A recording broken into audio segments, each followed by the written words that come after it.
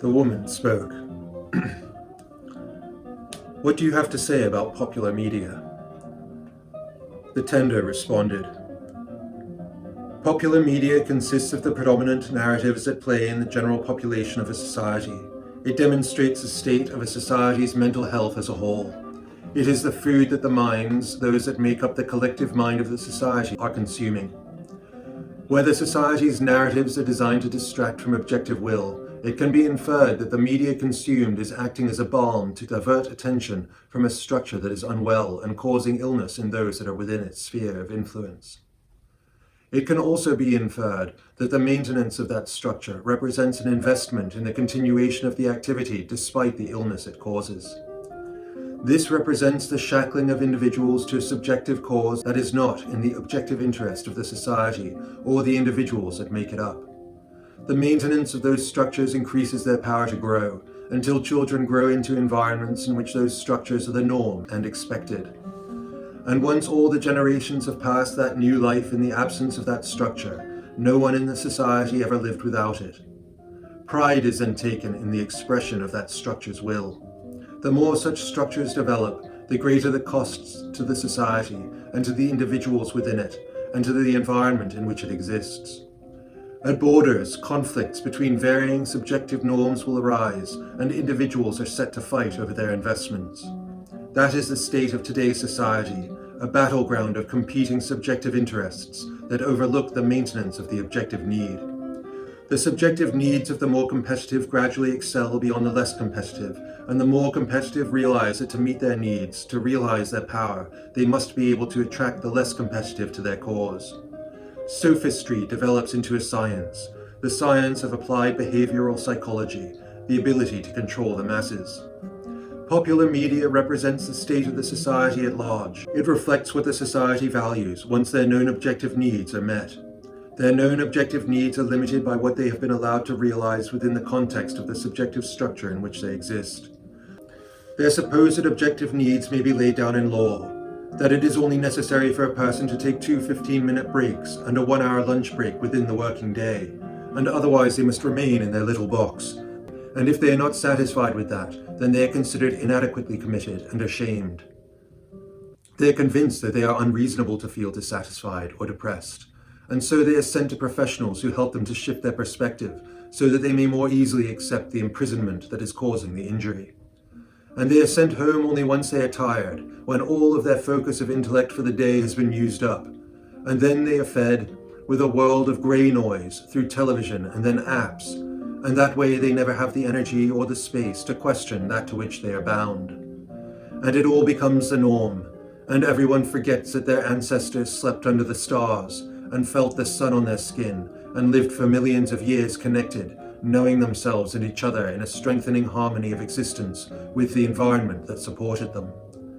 The stories were their stories, and they kept them alive. The stories were the means of education and of survival. They too reflected the binding force between their listeners. Those stories, no matter how fantastical, had always to convey the objective will. In the innate society, there was no opportunity to undermine the pursuit of the objective will. To do so meant death, from cold, from starvation, or from more determined predators. To be agile means to be ready. It means to have the mind and body prepared for immediate, powerful response. It is the strength of the reflexive spring and the reflexive strike. Even more, it is the strength of the preventative measure. Agility means that the individual, in body and mind, must not be distracted from threat. He must be trained from birth to recognize threat, to recognize what gives rise to threat, and to be prejudiced against all that show that potential. Agility is in the precautionary principle. It is in the gathering of intelligence. It is maintaining readiness and resilience. It is through prejudice in not allowing the threat to arise.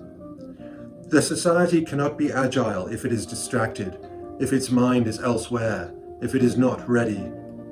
And if to transition to readiness would take time, and if it would be difficult, because habits have formed that are not conducive to a concerted and significant force of response, then all may more easily be lost.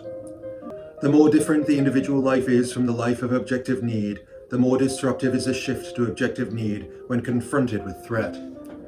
Individuals suffer disabling trauma when confronted with changes in their environment that exceed their ability to adjust. That is how animals go extinct in the context of climate change. They cannot evolve fast enough to meet the requirements of the shifting environment. The changes in the environment outpace their ability to adapt. Trauma occurs in the mental state of man when he encounters experiences that fall too far outside what he knows, or when differences manifest with such intensity that they fracture the structures of his expectation. The expectation needn't be derived from objective need. It may derive from a constructed, subjective structure, such as the understanding that grows through the experience of media that is designed to distract the individual from objective need. Popular media in the West today is largely designed to entice people into passive unthinking states or distracted active states.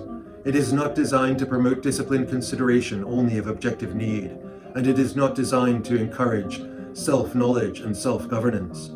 It instead encourages complacence and indulgence. It encourages complacence and indulgence because those traits must be in place if the individuals within the corrupted society are to accept the shackles, the emptiness of what they have fed, the lies that govern their lives. They must be complacent so that they don't notice, and they must be indulgent so that, even if they do notice, they won't recognize it as a problem. Indeed, they will indulgently insist on being able to do as they please. But because they are complacent, they do not notice that what they please to do has been dictated to them through the narratives they have ingested, and it will always be to consume what is wished for them to consume by the subjective interest itself.